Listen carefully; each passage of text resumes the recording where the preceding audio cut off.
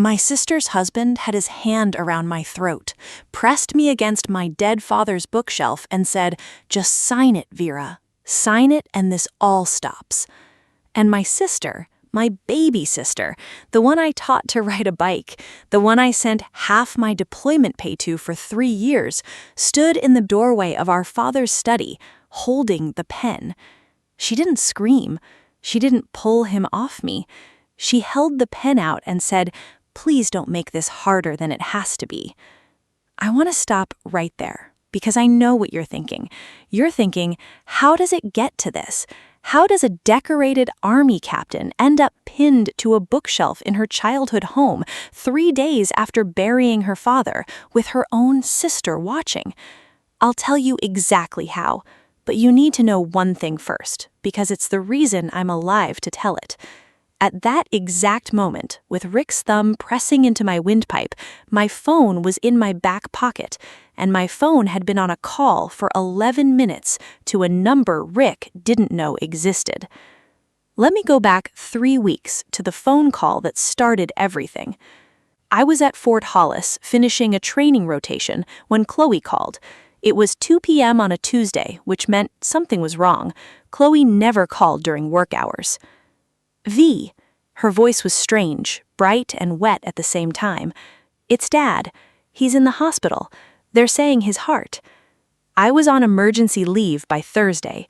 Dad held on for 9 days. I want to tell you about those 9 days because they matter. I sat with him every one of them. He was lucid until the last 2, and we talked more in that week than we had in 5 years. About Mom, about Vietnam, about the shop he'd run for 40 years, the little engine repair place on Cedar Street that half the county brought their tractors to. On the 6th day, when Chloe and Rick had gone down to the cafeteria, my father grabbed my wrist with more strength than a dying man should have. "Vera, listen to me." "I'm listening, Dad." "The house, the shop, the land behind it." His eyes were fierce and clear. "It's handled. It's all handled. Whatever anybody tells you, it's handled. Herb Wallace." Dad's lawyer, his poker buddy of 30 years, an old man with an office above the hardware store. "Dad, don't talk about this now." "Rick's been coming around." My father's voice dropped. 6 months now. Papers. Numbers. He thinks I don't notice what he is. He pulled me closer. "I notice everything, Vera. Always have." Then Chloe and Rick came back with coffee, and my father's face smoothed over into an old man's pleasant fog, and I watched him do it, watched him perform weakness, and I thought, not for the first time, I come from smarter stock than anyone knows. He died on a Sunday morning while I was holding his hand. Chloe cried in the hallway. Rick made phone calls in the parking lot. I remember thinking, even through the grief, that's a lot of phone calls for a son-in-law. I found out at the funeral what the calls were about. The service was small and good. Shop customers, old veterans, half of Cedar Street. Rick wore a suit that fit him like ambition and stood at the door of the reception like he was the family. And people kept saying something strange to me. Mrs. O'Coffer from the bakery squeezed my hands. "So sad about the shop, honey.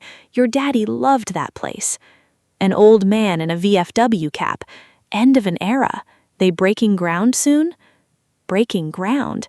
I found Rick by the coffee urn laughing quietly at something on his phone. "Rick, why do people think something's happening to the shop?" He turned, and I watched him decide which face to wear. He picked the warm one. "Vera, hey, we were going to talk to you after all this settled down." "Talk to me now." "It's nothing bad." He put a hand on my shoulder. I let it stay there, which cost me. "There's a developer, a regional outfit. They've been sniffing around Cedar Street for 2 years. That whole block's going commercial. Your parcel is the anchor, the shop, the house, and the 4 acres behind it." He smiled like we'd won something. $1.1 million, Vera. Cash offer. It expires in 30 days. Dad never mentioned any of this. "Your dad was old, and he was sentimental." Rick's voice was gentle. and the gentleness had edges. But he's gone now, and Chloe and I have been carrying things around here for years while you were off playing soldier.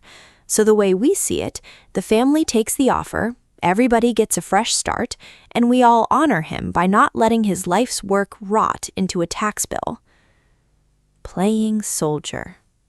3 deployments, a Bronze Star, half my pay every month for 3 years wired to Chloe when Rick's consulting business cratered. Money I never mentioned again because family doesn't keep score. There's a will, I said. Herb Wallace has it. And there it was, just for a second, a flicker across Rick's face, fast as a fish under ice. Sure, Herb. We've been trying to reach old Herb all week. He sipped his coffee. Funny thing, though. His office says he's out. Nobody seems to know where. He looked at me over the rim of the cup.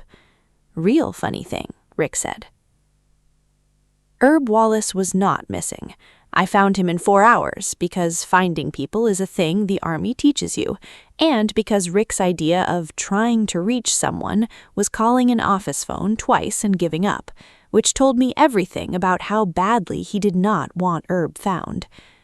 Herb was at his daughter's place 2 counties over, recovering from a knee replacement with his cell phone dead in a drawer because, in his words, when I finally got him on his daughter's landline, everyone I want to talk to knows where I am.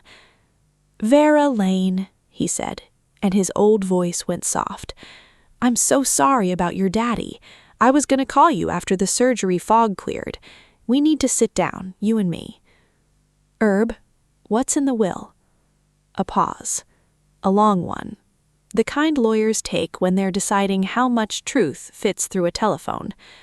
Not on the phone, sweetheart. Come Thursday.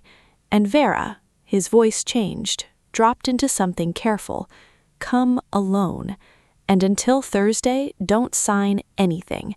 Not a receipt, not a condolence card, nothing your sister's husband puts in front of you. Do you understand me? My stomach went cold. Herb, what do you know? Thursday, he said, and hung up. That was Monday night. The bookshelf happened Wednesday. Tuesday, I did what I do. I took inventory. I was staying in my childhood bedroom, in my dead father's house, the house Rick kept calling the asset. Chloe and Rick had been staying over to help with arrangements for 2 weeks, which I was beginning to understand differently now. They weren't staying over, they were occupying. Rick had set himself up in Dad's study, Dad's desk, Dad's chair, papers everywhere. I saw them through the doorway, folders with a developer's logo, a land survey, printouts with highlighting. And here's the detail that kept me up that night. Dad's filing cabinet, the old green one from the shop, the one he'd kept locked my whole life, the one with 40 years of the business in it, had scratches around the lock, fresh ones, bright metal showing through old paint. Somebody had been trying to get into it and hadn't managed yet. Tuesday night at dinner, Chloe made Dad's chili recipe wrong and nobody said so. Rick laid the developer's folder next to my plate like a placemat. 30 days becomes 26 tomorrow, he said pleasantly. I had Kessler's people draft a simple agreement. All 3 of us sign as heirs. The estate lawyer does the paperwork after. Everybody's protected. There's no 3 of us, Rick. You're not an heir. You're married to one. The table went quiet. Chloe's fork stopped.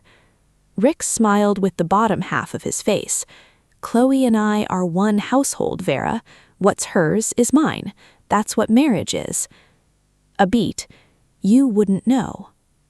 I let that one land and pass me through. 12 years in the Army teaches you which hits to take standing. I'm not signing anything until I've seen Dad's will. Herb Wallace has it. I'm seeing him Thursday. And I watched it happen. I watched Rick and my sister exchange a look. Fast, practiced, the kind of look that has meetings behind it. Herb Wallace is sentinel, Rick said flatly. Whatever paper that old man's sitting on won't survive daylight. Kessler's tourneys will shred it. Then you've got nothing to worry about Thursday. I stood, cleared my plate, and went up to my room. I heard them in the study until past midnight, Rick's voice low and urgent, Chloe's rising twice and getting pressed back down. I want to say something about my sister here, because it's important, and because it hurts. Chloe wasn't evil. I know how these stories usually go, and that's not what she was. Chloe was soft and scared, and 11 years married to a man who had rearranged her a degree at a time, her friends, her bank account, her spine, until the woman holding the pen in that doorway was somebody my sister would once have cried for. That doesn't excuse her. I need you to know I don't excuse her, but I understood her. That's a different thing, and it's heavier. Wednesday morning, I drove to the shop, Dad's shop, Cedar Street. The smell of it, engine oil and coffee and 40 years, nearly took my knees. I stood in the middle of the work bay and let myself cry for the first time since the hospital, big, ugly heaves, alone, with my hand on his workbench. Then I did what I'd actually come to do, because my father had said something in that hospital bed that had been circling my head for 2 weeks.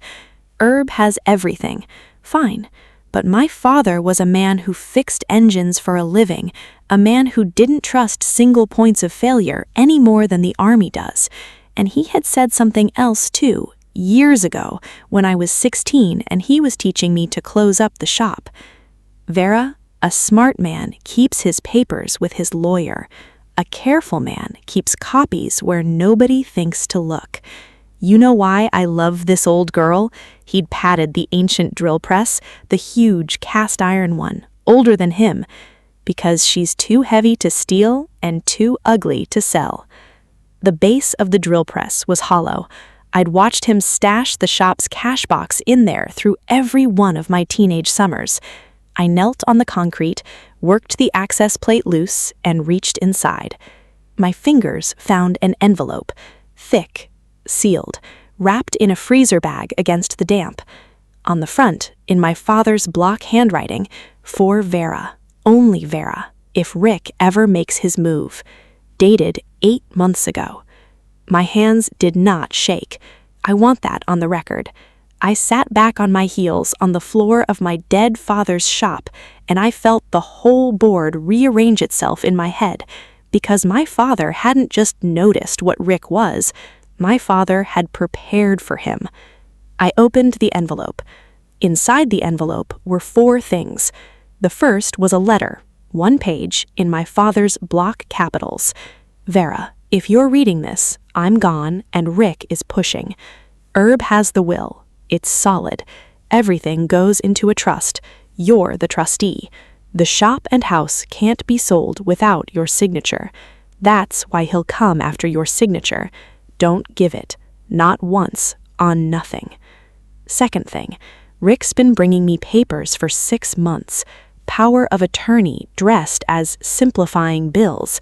I signed nothing, but I played foggy and let him think I might. Wanted to see how far he'd go. He went far. It's all on the recorder. The recorder. The second thing in the envelope was a small digital voice recorder, the cheap kind from a pharmacy, with a sticky note. Files backed up on the card, too. Listen alone. The third was a bank statement for an account I'd never heard of, with a balance that made me sit down properly on the concrete. My father, the man who patched his own boots, had been quietly stacking the shop's profit for 15 years. And the fourth was a photocopy of a check, Rick's handwriting, made out to a Marcus Kessler, the developer, for $5,000, memo line, consulting retainer. Rick didn't just want to sell my father's land to Kessler. Rick worked for Kessler. The cash offer wasn't an offer that wandered in. It was a project. My brother-in-law had been hired months ago while my father was alive to deliver the anchor parcel of Cedar Street. That's why the papers. That's why the pressure. That's why a dying man's bedside turned into a closing table. I sat on the shop floor and listened to the recorder, alone, like he told me. I'm not going to write out everything on it. Some of it is just an old man being patient with a predator, and it's hard to hear. But there's one exchange I'll give you, because it's the one that mattered later in a room full of uniforms. Rick's voice, warm and reasonable. Art, all this does is let me handle the county stuff so you can rest. You sign here, and you never have to think about that land again. And my father's voice, and I could hear it, the performance, the deliberate fog. The land. Vera handles my things. Vera or nobody. And Rick dropping the warmth like a coat just for one sentence because he thought he was talking to a man who wouldn't remember it. Vera's 10,000 miles away, old man. By the time she's home, this'll all be done, and she can be mad about it on the internet. Click. My father had stopped the recording there. I imagined him doing it, pleasant fog on his face, thumb finding the button in his cardigan pocket, and I put my head down on my knees on that concrete floor, and I laughed and cried at the same time, because they never knew him. Neither one of them ever once knew him. Okay, Dad, it's handled. I've got it from here. I put the envelope in my jacket, screwed the plate back onto the drill press, and made 2 calls from the shop's old landline, not my cell. The first was to Herb Wallace, and it lasted 40 minutes. The second was to a number I hadn't dialed in 2 years, Sergeant Dana Cruz, Military Police, Fort Hollis, and before that, Camp Burring, where I'd once spent a very long night getting her convoy out of a very bad spot. The kind of night that makes a person say, "If you ever need anything, ma'am, I mean anything." Cruz, it's Captain Lane. I need to ask you something strange. Ma'am? I could hear her sit up. Strange is my favorite. I laid it out. The land, the will, Rick, the pressure that was coming, and then the question. If things go wrong Wednesday or Thursday, I need someone official within reach. But he's a civilian. This is a civilian matter, and MP jurisdiction covers you, ma'am. You're active duty on emergency leave. If anyone attempts to coerce, threaten, or lay hands on an active duty soldier, I don't care whose backyard it's in. That's our interest, and local PD picks up whatever we can't hold. You call, we come. It might be nothing. Then I'll have wasted a drive. A pause. Ma'am, the night outside Burring, was that nothing? No, Sergeant, that was something. Then we're even on gas money, she said. One more thing. If you think Wednesday might go sideways, don't wait to dial. Call before you walk into the room. Leave the line open in your pocket. We record all incoming duty line calls. Whatever happens in that room happens on tape. Remember that. Because Wednesday evening, when I came back to my father's house, Rick's truck was in the driveway next to a car I didn't recognize, a black sedan with dealer plates and a Kessler Group parking sticker. And through the front window, I could see them in Dad's study, waiting for me. Rick, my sister, and a man in a gray suit with a leather folder. I stood in the driveway in the dark. I took out my phone, I dialed the duty line, heard Cruz pick up and go silent, exactly like we'd arranged, and slid it into my back pocket, screen down, line open. Then I walked up my father's porch steps and opened the door. The man in the gray suit was already standing when I walked in, hand out, smile calibrated. Captain Lane, Doug Petrie, Kessler Group. Condolences on your father. A real fixture in this community. I did not take the hand. It's 9 at night, Mr. Petrie. Well, he recovered smoothly, gestured at the desk, my father's desk, where a document sat squared in the lamplight, tabbed with little yellow arrows. Sign here, sign here, sign here. Deadlines make for odd hours. Rick thought it would be easier for everyone to handle this informally, family setting. Family setting? My sister was on the couch with her knees together and her eyes on the carpet. Rick stood behind Dad's chair, hands on the leather like he was already deciding where it would go when the house was rubble. "This is the purchase agreement," Petrie said. "Very standard, all 3 heirs sign." "2 heirs," I said, "and I'd like to know how you have a purchase agreement for an estate that hasn't been probated, for a property governed by a will you've never seen." The room went 1 degree colder. "The will," Rick said, "is handled." "Is it?" "Herb Wallace's office had a break-in Monday night." Rick's voice was flat, informational, almost bored. "Real shame. Old man keeps paper files, no security. Cops figure kids." He shrugged with one shoulder. "Whatever moldy document he claims to have, chain of custody's a nightmare now. Kessler's attorneys will tie it up for years. Years, Vera, while the taxes eat the estate and the offer's long gone." I stood very still. Monday night. Herb told me about the will Monday evening on his daughter's landline.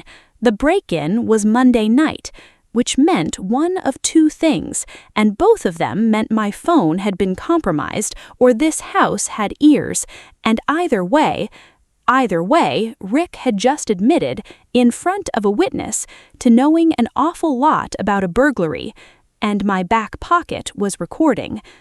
"So here's where we are," Rick went on, coming around the desk now, unhurried, the way big men move when they've decided the talking phase is ending. "Herb's paper is gone. Probate with no will means the estate splits between the daughters. Chloe signs, you sign, everyone walks away rich. Or," he stopped in front of me, close, too close, cologne and coffee and something underneath, "you play soldier, drag this into court, and lose anyway, broke, in 3 years. "I've seen the will, Rick." Silence. "A certified copy," I said. "Herb's kept one off-site for 30 years. He's old, not stupid. It's all ready with the probate court as of this afternoon. Everything goes into a trust. I'm sole trustee. This property cannot be sold, encumbered, or optioned without my signature." I looked past him, at Petrie, whose smile had left the building.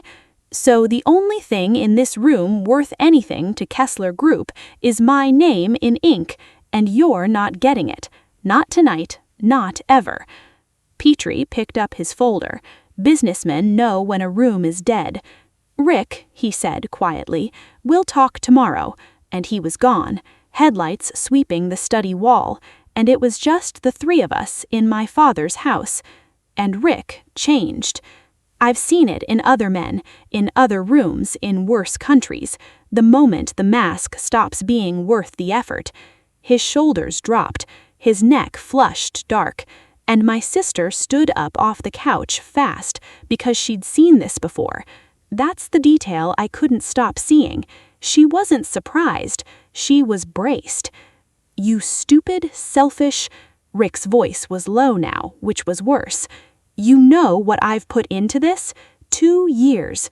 2 years of managing that senile old man, of living in this dump on weekends, of Kessler breathing down my neck."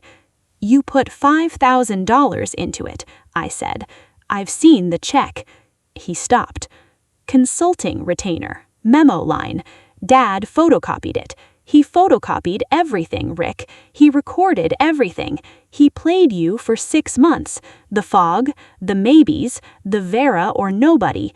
You spent 2 years managing him, and the whole time the senile old man was building a file on you." I should not have said it. I knew better.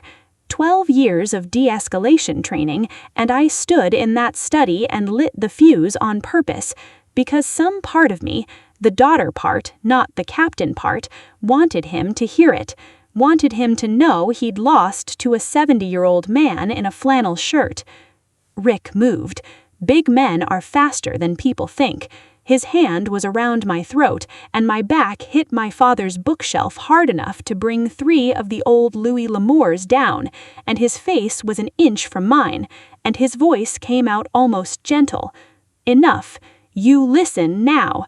That file, the recorder, whatever you found, you're going to hand it over, and then you're going to sign Petrie's agreement, and this all stops." He pressed. The room got small and sparkly at the edges. "Chloe," he said without looking away from me, "the pen." And my baby sister crossed our dead father's study, holding the pen out in front of her, like an offering, and said, "Please don't make this harder than it has to be." The pen was 6 inches from my hand. And that was when all 3 of us heard it. Tires on gravel, 2 sets, fast, and then blue and white lights strobing through the study window, sliding across my sister's face, across Rick's, and a knock on the door that wasn't really a knock at all. It was a fist and a voice trained to carry through walls. "Military police, open the door." Rick's hand came off my throat like I'd turned hot. Air went into me in one long, tearing pull, and I stayed on my feet. I want that on the record. I stayed on my feet. One hand on my father's shelf, 3 paperbacks around my boots. "Nobody says anything," Rick hissed. He was already rebuilding the face, shoulders back, neck cooling, the warm half-smile clicking into place like a magazine into a well-worn rifle. He opened the door on Sergeant Dana Cruz and a second MP, and behind them, pulling into the driveway, a county sheriff's cruiser. "Evening, sir." Cruz's voice was pleasant the way a locked door is pleasant. "We're here for Captain Lane." "There's no, my sister-in-law is fine, officers. Family discussion got a little loud, that's all. You know how grief is." "I do, sir." Cruz looked past him, at me, at my throat. I watched her clock it. She'd seen hands around necks before. In her line you see everything. And her face didn't move at all, which is how I knew exactly how much it moved her. "Captain, you good?" "I'm good, Sergeant." "Outstanding." She stepped inside without being invited, which is a skill. Because we've had an open duty line running for the last 31 minutes, and per protocol, incoming calls to the desk are recorded. So before anybody in this room polishes up a story, she turned to Rick and the pleasantness dropped away in one clean sheet. I want you to understand that we already heard it. All of it. The signature, the threats, the part where you put your hand on an active duty officer of the United States Army. The color went out of Rick's face in patches. "That's," he wet his lips, "whatever's on that recording, she baited me, she provoked." "Sir, I'd think very hard," Cruz said, "before finishing any sentence that starts with explaining why you choked a woman." The sheriff's deputy came through the door then, and the room reorganized itself the way rooms do. Rick to one side, questions, a notepad, Miranda words floating over by the bookshelf, my sister frozen on the couch with the pen still in her hand, like she'd forgotten it existed. I gave my statement on the porch, in the cold, with a blanket somebody put on my shoulders that I didn't need and didn't refuse. I handed him my phone with the open line. I handed him the envelope, the letter, the recorder, the bank records, the photocopied check with Kessler's name on the memo line. He watched the check read twice. "Ma'am, you're telling me the deceased documented all of this before he passed?" "My father fixed engines for 40 years, Deputy. He never once trusted a part he hadn't tested." They took Rick out at 11:40 p.m., not gently, not roughly, professionally. He didn't look at me. He looked at the study window, at the desk, the folder still sitting on it, all those little yellow arrows pointing to nothing now, and I watched a 2-year project die behind his eyes. The charge sheet by morning, assault, coercion, and, once the county detectives connected Monday's break-in at Herb's office to a pry bar in Rick's truck bed with paint transfer on it because he was exactly that lazy, burglary. Kessler Group issued a statement by Friday containing the phrase, "independent contractor," 4 times. But that's not the part of that night I need to tell you about. The part I need to tell you about is my sister. When the cruisers pulled out, Chloe was still on the couch. She hadn't been arrested, she hadn't touched me, hadn't signed anything, and handing someone a pen isn't in the criminal code, though I think we can agree it should be. I stood in the doorway of our father's study, and she looked up at me, and the mask she'd worn for 11 years, the pleasant, careful, everything's fine face that I now understood was her survival gear, cracked down the middle. "V," she said. "V, I didn't know I never thought he would actually—" "Yes, you did." She stopped. "You were braced, Chloe. Before he moved, you were already off the couch. Your body knew, which means it wasn't the first time your body learned that lesson." I came and sat across from her, on the edge of Dad's desk, and my voice came out quieter than I'd planned. "Look at me, Chloe. Has he done that to you?" My sister looked at the carpet for a long time, and then she did the bravest thing I ever saw her do, braver than anything I saw in 12 years of uniforms. She pulled down the collar of her cream cardigan, just an inch, just enough. There were bruises on my baby sister's shoulder, old ones and new ones, a calendar of them. He said that if the sale went through, things would finally be easier, that he'd finally relax. I just wanted— Her breath went to pieces. "I just wanted him to relax, V." I sat there on my dead father's desk in the house where I taught her to ride a bike, and I understood that I had spent this whole war fighting for the wrong inheritance. The land was never the thing that needed saving. Here is what I did in the 72 hours after they took Rick away, in order, because order is what I have to give. Thursday morning, I drove Chloe to the emergency room and stood next to her while a nurse with gentle hands and a camera documented 11 years, bruise by bruise, for the record. My sister cried through it all. I held her purse and did not cry, because one of us needed working eyes, and crying was going on the list of things I'd do later, alone, in the shop, with my hand on a workbench. Thursday afternoon, Herb Wallace, vertical, furious, magnificent on his new knee, met us at the courthouse, and Chloe sat with a victim's advocate for 2 hours. When she came out, she looked like a person who had set down a rucksack she'd been told was part of her body. The protective order was signed by Friday, the divorce filing the following week. Rick contested nothing. Men like Rick fight hardest in living rooms and go very quiet in courtrooms where the audience is armed with evidence instead of fear. He took a plea in the end. The assault on me, the burglary of Herb's office, the domestic charges were harder, as they always are. But the plea deal carried a condition Chloe's advocate fought for and won: a full no-contact order, permanent, ironclad. 18 months inside, and a world afterward with a wall in it that he could never cross again. Kessler Group's offer, in case you're wondering, expired quietly, unmourned, on day 30. Cedar Street is still Cedar Street. Now let me tell you what I found when we finally opened Dad's green filing cabinet, the one with the scratched lock that Rick never cracked. Herb came out for it, said he wanted to be there, and he had the right. He'd been keeping the other half of this secret for 8 months.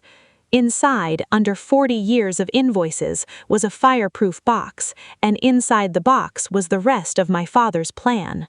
The trust wasn't just the land. My father had restructured everything 8 months back, right around the date on my envelope. The shop, the house, the acres, the quiet account, all of it flowed into the trust. I was trustee, like the letter said. But Herb put on his glasses and read us the part the letter hadn't mentioned. The beneficiary of the trust, the person all of it was actually for, was Chloe. Sole beneficiary, everything. There was a note attached in block capitals, dated the same week as my envelope, and Herb read it out loud in the study while my sister sat in Dad's chair with her hands over her mouth. Vera is strong.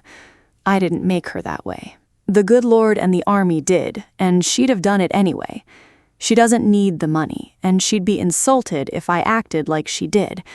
But Chloe's going to need a door out someday, and a door out costs money, and the man she married will never let her save a dime of her own. So here's the trick of it. Everything is hers, but nothing moves without Vera's signature. He can't touch it. He can't bully it out of her. He'd have to get through Vera. And son, nobody gets through Vera. He'd seen all of it, the whole board, not just what Rick was doing to his youngest daughter, behind 11 years of cardigans and careful smiles that fooled her own sister, that fooled me. He couldn't prove it, she'd never said it, so he built her a fortress and disguised it as an estate plan, and he made me the wall. And he never told either of us, because telling us would have tipped the man he was defending against. My father spent the last 8 months of his life setting a trap with his own dying as the trigger. Chloe sobbed in his chair until the light changed. I stood behind her with my hands on her shoulders, carefully, the way you learn to when you know what's under the sweater, and I looked at the photo on the desk, Dad in his Vietnam cap, squinting into some long-gone summer. I notice everything, Vera. Always have. Yes, sir, you did. It's been a while now, long enough to tell you how it settled. Chloe lives in the house. She repainted the kitchen yellow, which Rick had once called a stupid color, and she planted tomatoes where his truck used to park. She's in a group that meets Tuesdays, and some Tuesdays are bad, and she goes anyway. Last month, she laughed, the real one, the loud, embarrassing one from when she was 9, and I had to leave the room for a minute, and she knew why, and we didn't discuss it. The shop we kept. A young mechanic rents the bays, kid named Ortiz, good hands, keeps Dad's drill press oiled even though he's got newer ones, because I told him that machine stays, and something about how I said it made him not ask questions. I went back to Fort Hollis. I still send money home sometimes. Now it's a college fund, Chloe's night classes, bookkeeping. She keeps the books for the shop. There's one more scene, and then I'll tell you what I know. 8 months after the sentencing, a letter came to the house. Chloe called me the same evening. We have a rule now, no secrets that protect anybody. Secrets only ever protected him. And she read me the envelope over the phone. Rick's handwriting, the correctional facility's stamp. Do I open it? She asked. I said, that's your call, not mine. She was quiet for a moment. Then she said, you know what's funny, V? For 11 years, every choice I made by guessing what he'd want. And just now, holding this, I caught myself guessing what you'd want. She took a breath. I don't want to trade wardens, even for a good one. Then don't. I'm not going to open it, she said, slowly, like she was tasting the sentence. Not because I'm afraid of what's in it, because there's nothing in it I need. She burned it in the kitchen sink, the yellow kitchen, and sent me a photo of the ashes, and honest to God, that photo is still on my phone. Some people keep pictures of sunsets. The no-contact order made writing her a violation, by the way. Herb, 81 years old and delighted to have a reason to report it, by 9 the next morning it added time. My father would have called that the machine running exactly to spec. So, here's what I know. People ask about the moment against the bookshelf. They want to hear about the fear, and I understand, but the truth is, I don't think about that moment much. I think about the pen. I think about my sister crossing that room, holding it out, saying, please don't make this harder than it has to be, and how for one terrible second I hated her, and how wrong I was. Because I know now what I was actually looking at. I was looking at a hostage negotiating with her captor in the only language she left had. 11 years that woman spent between his temper and the world, absorbing it, redirecting it, handing out sandbags against a flood, and not one of us saw it. Not me, with all my training in reading rooms. I read every room but hers. The strong one, that was my whole life's job in this family. And the humbling thing, the thing I had to sit with on the floor of a machine shop, is that the strongest move anyone made in this entire war was made by a dying old man in a flannel shirt who noticed what his daughters could not say to each other, and who loved us both precisely, each in the currency we could actually spend. Me, he gave the fight, because fighting is what I'm for. Her, he gave the fortress, because shelter is what she needed. And he gave us to each other. That was the real trust. The land was just the paperwork. So, here's what I want to leave with you, and I want you to actually hear this. If someone in your family has gotten quieter over the years, smaller, smoother, more careful, always managing the weather around one particular person, do not assume that's just who they became. People don't become smaller, they get compressed. Look again. Ask the question in private. Ask it gently. And when they say everything's fine, understand that fine is sometimes the only word a person is allowed to keep. And if you're the strong one, the fixer, the soldier, the one everybody's sure can handle anything, hear this part. Strength that never looks sideways is just armor walking in a straight line. The mission isn't only in front of you. Sometimes it's on the couch, holding a pen, praying somebody finally sees. My father saw. It took him 70 years, and